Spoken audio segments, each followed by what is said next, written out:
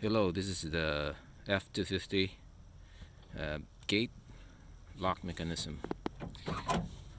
The lock is actuated by this. If you turn the lock on, it goes like this. So when you press on the lever, it doesn't do anything because this thing that makes the lever moves. So if you unlock it, this thing goes down like that or up, and now this lever moves with the whole thing.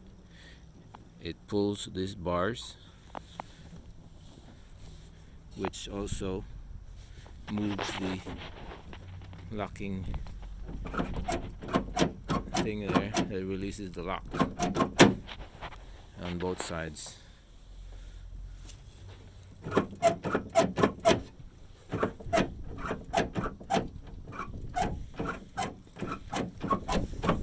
Alright.